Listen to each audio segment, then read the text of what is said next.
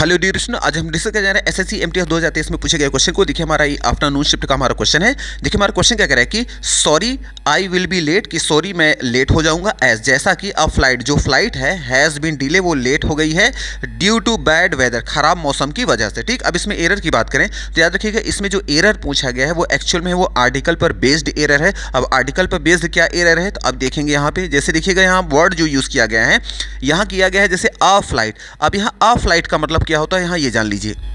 अब यहाँ में दो वर्ड का मीनिंग समझना है। आर्टिकल ए एन और द में क्या अंतर होता है। देखिए जब भी किसी नाउन, जो भी सिंगुलर कॉमन नाउन के पहले अगर हम ए लगाते हैं, जैसे देखिए अगर लिख दें आ फ्लाइट, तो आ फ्लाइट का मतलब हो जाएगा कोई भी एक फ्लाइट, मतलब जितनी भी वहाँ फ्लाइट उड़ती हैं एयरपोर्ट से, आ फ्लाइट का मतलब हो जाएगा उनमें से कोई भी एक फ्लाइट। तो अगर आप उनमें से कोई भी एक के बाद कोई भी के सेंस में, कोई विशेष की बात हो नहीं रही है, जैसे जितनी है उनमें से कोई भी, अगर ये कहना है तब तो आ फ्लाइट लगाना पड़ेगा। लेकिन अगर जितनी भी फ्लाइट उड़ रही हैं उनमें से किसी खास एक की बात कर रहे हैं, सब की बात नहीं, कोई भी एक नहीं, बल्कि विशेष किसी एक की बात अगर आप कर रहे हैं तो उसके लिए द फ्लाइट लिखना पड़ेगा। जैसे द फ्लाइट का मतलब क्या होता है, द फ्लाइट का मतलब कोई भी एक फ्लाइट नहीं, बल्कि कोई एक विशेष जिसकी बात की जा रही है। इसका मतलब कि सभी की नहीं। जैसे आप मान ली कहीं ट्रेन पे जा रहे हैं, अगर कह रहे हैं ट्रेन लेट हो गई है, तो ट्रेन लेट हो गई है का मतलब ये नहीं कि जितने ट्रेन है सब लेट हो गई, बल्कि उस ट्रेन की आप बात कर रहे होंगे जिससे आप जा रहे हैं। उसी तरह से यहाँ पर भी कोई कह रहा है कि आई विल बी लेट, मैं लेट हो जाऊंगा, उसके लिए मैं सॉरी कहता हूँ। क्यों? क्योंकि मेरी जो फ्लाइट है वो लेट हो गई, तो वो अपने वाली केवल फ्लाइट की बात कर रहा है, सभी में से कोई भी एक की बात नहीं कर रहा है, बल्कि पार्टिकुलर किसी एक की बात कर रहा है। जब पार्टिकुलर किसी एक की बात की जाती है तो वहां आर्टिकल ए या एन न लगाकर बल्कि द का यूज किया जाता है।